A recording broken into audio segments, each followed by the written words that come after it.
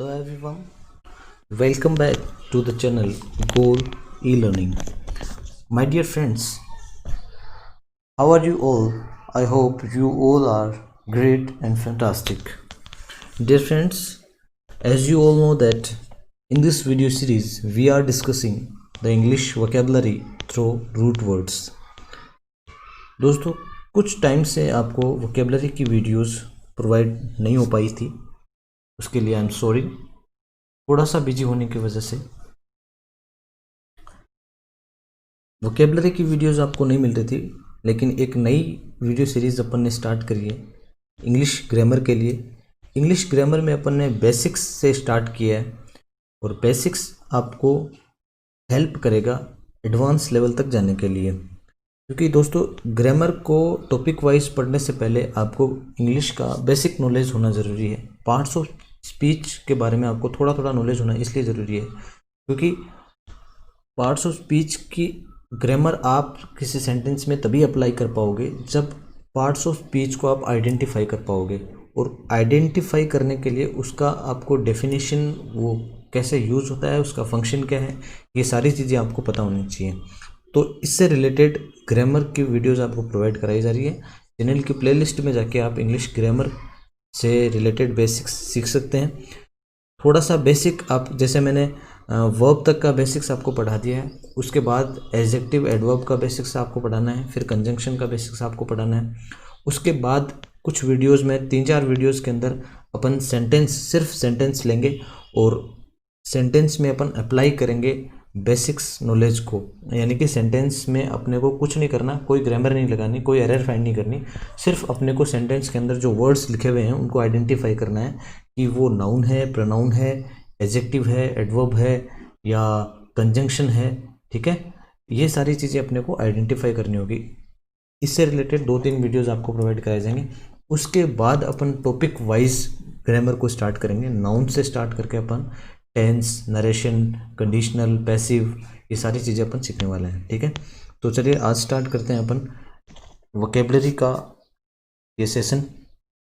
और आज आपके लिए रूट है आर्क या आर्क्यू, जिसका मतलब होता है रूल या फिर गवर्नमेंट से। ठीक है, यानी कि गवर्नमेंट या शासन से जुड़े हुए सारे शब्द आज आप इस वीडियो में सीखने वाले हैं। तो चलिए स्टार्ट करते हैं मॉर्निंग मोटिवेशन के साथ। तो देखिए गाइस, लिखा हुआ है कि you only fail when you stop trying. जब तक आप तब तक फेल नहीं हो सकते, तब तक आप असफल नहीं हो सकते जब तक आप कोशिश कर रहे हैं। ठीक है, अगर आपने कोशिश करना बंद कर दिया है तभी आप फेल होगे। ठीक है, असफलता एक चुनौती है, स्वीकार करो, देखो और सुधार करो। ठीक है, जब भी आपको असफलता मिलती है तो आप उसको स्वीकार करना सीखिए और उसके बाद उसमें देखिए किस वजह से आपको असफलता मिल रही है, किस वजह से आप फेल हो रहे हो, उस चीज़ में आप सुधार करो और उसके बाद ट्राई करो। ठीक है, तो असफलता मिलने से आपको हार नहीं माननी है। ठीक है, और आपको ट्राई करते रहना है, वो कभी भी ट्राई करना, प्रयास करना बंद नहीं करना चाहिए। ठीक है, तो चलिए स्टार्ट करते हैं आज की पहली स्लाइड से। देखिए, आज का रूट है अपना रूट आर्क या फिर आर्क्यू, जिसका मतलब होता है रूल गवर्नमेंट से या फिर चीफ, यानी कि फर्स्ट जो सबसे ऊपर रहता है उससे, या फर्स्ट से, या फिर एंशियंट, आप प्राचीन जो पहले का था उसके लिए आप बोल सकते हो।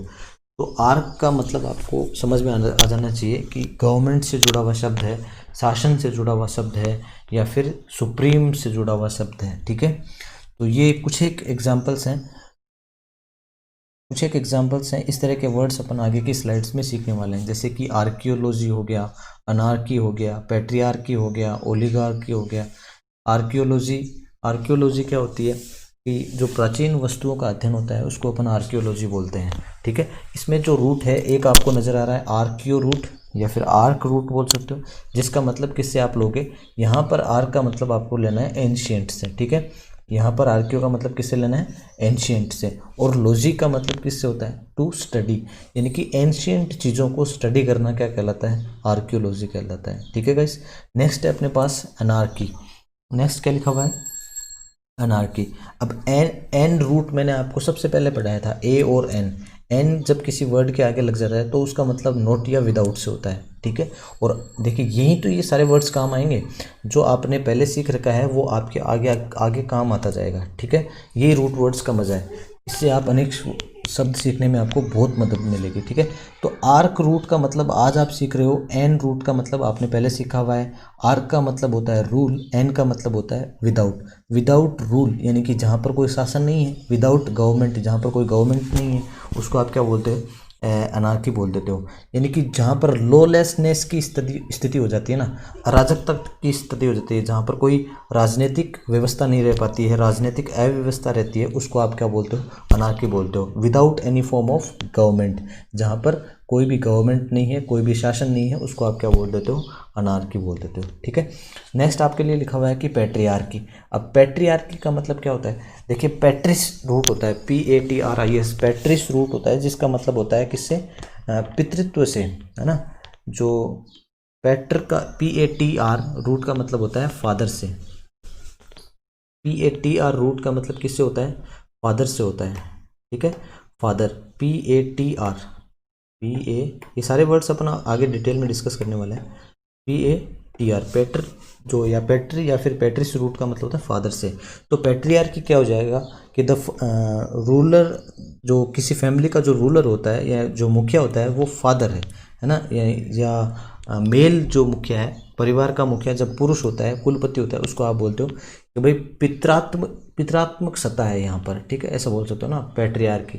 जहाँ पर शासन या फिर जिस परिवार का मुखिया क्या होता है, पुरुष होता है, उसको आप बोलते हो पैट्रियार्की। जैसे मैट्रियार्की अगर हो, यहाँ पर पैट्रियार्की की जगह अगर मैट्रियार्की होता तो क्या हो जाता, जहाँ मातृ सत्तात्मक शासन होता है ना, जहाँ पर रूल या फिर शासन किसका होता है, जो जिस परिवार का मुखिया कौन होते हैं, माता या फिर महिला होती है, उसको आप मैट्रियार्की बोल देते हो। ये वर्ड अपन आगे डिस्कस करने वाले हैं नेक्स्ट स्लाइड के अंदर। नेक्स्ट आपके पास ओलिगार्की। अब ओलिगार्की का मतलब क्या होता है, जो ओलिगो रूट होता है, इसमें एक रूट है ओलिगो, OLIGO। ओलिगो रूट का मतलब होता है फ्यू, यानी कि कम से, है ना, कम का मतलब होता है ओलिगो से। और ओलिगार्की का मतलब, आर्क का रूट का मतलब क्या हो जाएगा, कम, गवर्नमेंट से, यानी कि जो कम लोगों का जहाँ पर गवर्नमेंट होती है, उसको आप बोलते हो ओलिगार्की। अल्पतंत्र हिंदी में बोला जाता है इसको, government by a few rulers, ठीक है, government by a few rulers, ठीक है। तो चलिए अपन और बहुत सारे वर्ड्स रूट आर्क से रिलेटेड सीखते हैं। इस तरीके से बहुत सारे वर्ड्स लो। नेक्स्ट स्लाइड लेते हैं अपन।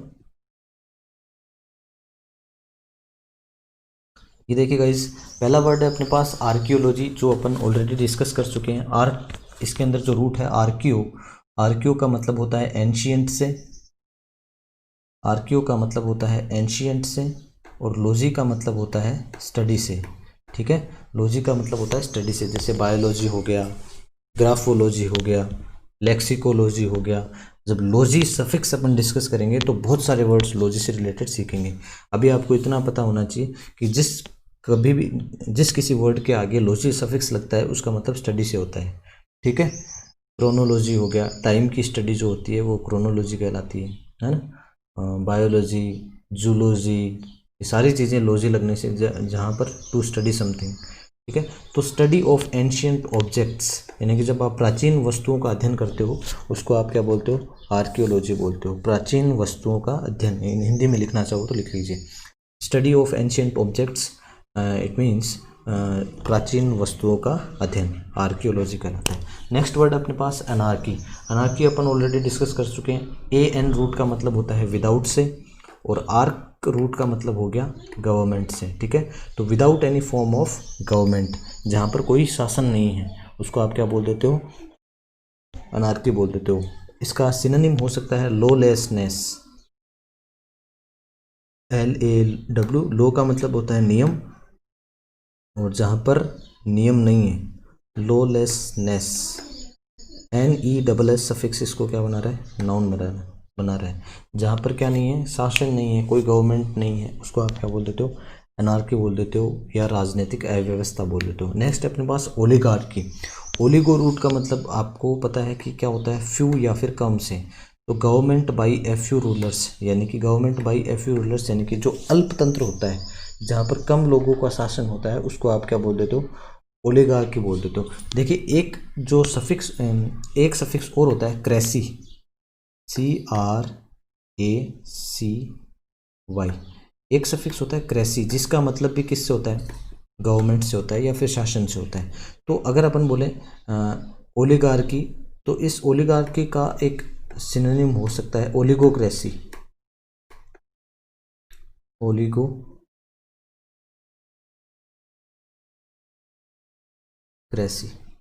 ये ओलिगोक्रेसी इस ओलिगार्की का क्या हो सकता है, सिनोनिम हो सकता है ना। इसका मतलब भी वही होगा जो ओलिगार्की का मतलब है कि अल्पतंत्र, यानी कि जो कम लोगों का शासन होता है उसको आप क्या बोलते हो, ओलिगार्की या फिर ओलिगोक्रेसी बोलते हो। नेक्स्ट अपने पास पैट्रियार्की। पैट्री जो या फिर पैटर रूट जो है PATR, जिसका मतलब होता है फादर से। तो rule of father in a family, यानी कि जहाँ पर जिस परिवार का मुखिया कौन हो, फादर पिता या फिर कोई मेल हो, उसको अपन क्या बोल देते हैं, पैट्रियार्की बोल देते हैं। इसी तरीके से आपके पास नेक्स्ट वर्ड है गाइनार्की। क्या लिखा हुआ है, गाइनार्की। अब देखिए गाइन रूट मैंने आपको पहले भी बताया था जब अपन ANDR या फिर एंड्रो रूट डिस्कस किया था, जिसका मतलब किससे होता है, एंड्रो रूट का मतलब होता था पुरुष से, और GYNE या फिर GYNEO गाइन रूट का मतलब किससे होता था, वुमेन से होता था। गाइन रूट का मतलब वुमेन से। अब गाइनार्की क्या हो जाएगा, गाइन का मतलब वुमन और आर्क का मतलब गवर्नमेंट, तो गवर्नमेंट बाय वुमन और विमेन, ठीक है। यानी कि किसी महिला या फिर महिलाओं के द्वारा जो शासन होता है उसको आप क्या बोल देते हो, गाइनार्की बोल देते हो, ठीक है। जब गाइन रूट अपन पर्टिकुलर गाइन रूट को डिस्कस करेंगे तब अपन गाइन से जुड़े हुए बहुत सारे वर्ड सीखेंगे, जैसे गायनेकोलॉजिस्ट हो गया, है ना, गायनेकोलॉजी हो गया, गायनेट्रिक्स हो गया, ये सारे वर्ड्स अपन आगे डिस्कस करने वाले हैं, ठीक है। तो गायनार्की का मतलब किसे हो जाए, गवर्नमेंट बाय अ वुमेन और विमेन, यानी कि महिला या फिर महिलाओं के द्वारा शासन। नेक्स्ट अपने पास मैट्रियार्की। जैसे कि पैट्रियार्की था वैसे ही क्या है, मैट्रियार्की। पैट्रियार्की का मतलब rule of father in a family, और मैट्रियार्की का मतलब क्या हो जाएगा, rule of mother in a family. तो MATR का मतलब किससे होता है, मदर से होता है, ठीक है। जैसे ये रूट वर्ड्स आपको कहाँ हेल्प करते हैं देखिएगा, जैसे पैट्री रूट का मतलब आपको पता है कि पिता होता है, और आपको पता है कि साइड एक सफिक्स होता है CIDE, साइड एक सफिक्स होता है जिसका मतलब होता है किल, यानी कि मारना या फिर हत्या करना। तो अगर आपको लिखा हुआ कहीं है पैट्रीसाइड, तो पैट्रीसाइड का मतलब क्या हो जाएगा, पिता की हत्या, ठीक है। मैट्रीसाइड माता की हत्या। इन्फेंटिसाइड, इन्फेंटिस जो रूट होता है शिशु होता है, तो इन्फेंटिसाइड क्या हो जाएगा, शिशु की हत्या, नवजात शिशु की हत्या। नेक्स्ट वर्ड अपने पास मोनार्की। देखिए मोनार्की या मोनार्क बहुत ही इंपॉर्टेंट वर्ड है, काफ़ी बार एग्जाम्स में पूछा गया है। मोनोलॉजी, मोनोटोनस, ठीक है। मोनोडाई, ये आपने तो केमिस्ट्री में भी पढ़ा होगा। मोनो का मतलब किससे होता है, वन से, मोनो का मतलब वन से, डाई का मतलब टू से। तो आपको लिखा हुआ है कि मोनार्की, तो मोनो का मतलब वन और आर्की का मतलब गवर्नमेंट, तो गवर्नमेंट बाय वन, है ना, किसी एक व्यक्ति के द्वारा जो शासन किया जा रहा है उसको आप क्या बोलते हो, मोनार्की। और मोनार्क क्या होता है, मोनार्क होता है सम्राट, यानी कि जो एक व्यक्ति जो पूरे एक एरिया पर शासन करता है उसको आप क्या बोलते हो, मोनार्क बोलते हो, ठीक है। और डाईआर्की क्या हो जाएगा, दो लोगों के द्वारा शासन, ठीक है। तो मोनार्की का मतलब आपको पता चला कि मोनार्की का मतलब क्या होता है, गवर्नमेंट बाय वन रूलर, यानी किसी एक व्यक्ति के द्वारा जो शासन किया जा रहा है उसको आप क्या बोलते हो, मोनार्की बोलते हो, ठीक है। तो चलिए नेक्स्ट स्लाइड लेते हैं अपन।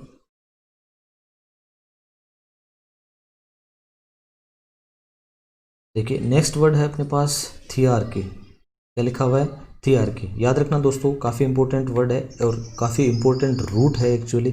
थियो रूट का मतलब होता है किससे, गॉड से। थियो रूट से रिलेटेड वर्ड अपन ने एक दो पहले भी डिस्कस किए थे। थीस्ट का मतलब क्या होता है, जो आस्तिक होता है उसको आप बोलते हो थीस्ट। और इसके आगे अगर ए लगा दूं अथीस्ट तो क्या हो जाएगा, नास्तिक।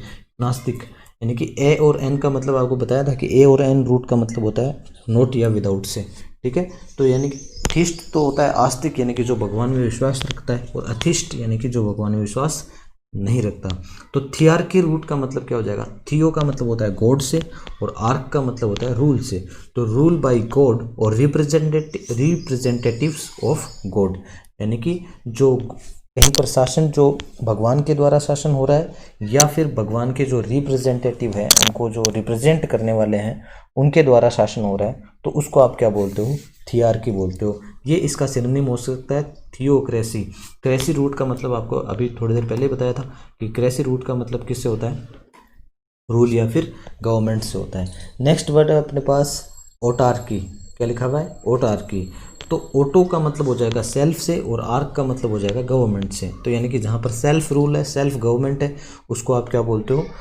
ऑटार्की बोलते हो। ठीक है, सेल्फ गवर्नमेंट या फिर सेल्फ रूल। नेक्स्ट अपन पास आर्क एनेमी। Arc enemy. अब देखिए, आर्क का मतलब आपको मेनली होता है रूल या फिर गवर्नमेंट से। कई बार इसका मतलब आर्क्यू, आर्क्यू का मतलब तो निकलेगा से एंशियंट से, और कई बार आर्क रूट का मतलब निकलेगा चीफ या फिर फर्स्ट से। ठीक है, तो अब यहाँ पर जो आर्क एनिमी का मतलब है, आर्क का मतलब आपको लेना है चीफ, यानी कि जो आपका सबसे बड़ा दुश्मन है उसको आप क्या बोलते हो? आर्क एनिमी बोल देते हो। ठीक है, नेक्स्ट अपने पास आर्कीटाइप। क्या लिखा हुआ है? आर्कीटाइप। अब यहाँ पर आपको आर्क का मतलब लेना है फर्स्ट से। यहाँ पर आर्क का मतलब लिया था आपने चीफ से, यहाँ पर आपका आर्क का मतलब लेना है फर्स्ट से। तो आर्कीटाइप का मतलब क्या हो जाएगा? First original model of any piece of work, जिसको आप प्रोटोटाइप भी बोल सकते हो, है ना। किसी चीज़ का जो ओरिजिनल पीस होता है, ओरिजिनल जो फर्स्ट मॉडल होता है, उसको आप आर्कीटाइप या फिर प्रोटोटाइप बोल सकते हो। पहला आदर्श जो नमूना होता है किसी चीज़ का, मॉडल जो फर्स्ट मॉडल होता है, उसको आप बोलते हो आर्कीटाइप या फिर प्रोटोटाइप। ठीक है, तो आपने आर्क से रिलेटेड ये सारे वर्ड्स सीखे हैं। मोनार्की हो गया, डाईआर्की हो गया, थियार्की हो गया, पैट्रियार्की हो गया, ठीक है, मैट्रियार्की हो गया, ओलिगोक्रेसी या फिर ओलिगार्की हो गया, आर्कियोलॉजी हो गया, ठीक है, एनार्की हो गया। ये बहुत सारे वर्ड्स आपने सीखे हैं। अब जब कभी भी आपको आर्क रूट नज़र आएगा तो आपको उसका मतलब लेना है रूल या फिर गवर्नमेंट से। ठीक है, इससे पहले भी मैंने रूट वर्ड्स के लगभग 10 से 11 वीडियोस अपलोड कर चुका हूँ। अगर कोई पहली बार इस वीडियो को देख रहा है तो प्लीज़ पिछले वीडियोस भी देख लीजिए, उनमें भी आपको बहुत सारे वर्ड्स सीखने को मिलेंगे। आई होप ये आपको समझ में आया होगा। अगर आपको वीडियो पसंद आया है तो प्लीज़ वीडियो को लाइक कीजिए, कमेंट बॉक्स में लिखिए आपको वीडियो कैसा लगा, और कोई भी सजेशन हो तो भी प्लीज़ लिखिए, मैं इम्प्रूव करने की कोशिश करूँगा। ठीक है गाइस, ये आपके लिए कुछ होमवर्क है। पोलियंड्री, फिलेंडर, मिजेंट्रिस्ट और एंटीवेलम, ये सारे वर्ड्स मैं पिछले वीडियोस के अंदर डिस्कस कर चुका हूँ। अगर आपको इसका मतलब नहीं पता है तो प्लीज़ पिछले वीडियोस देखिए, और अगर आपको इनका मतलब पता है तो प्लीज़ कमेंट बॉक्स में रिप्लाई करिए। ठीक है guys, thank you very much once again. This is Upen Tiwari signing off.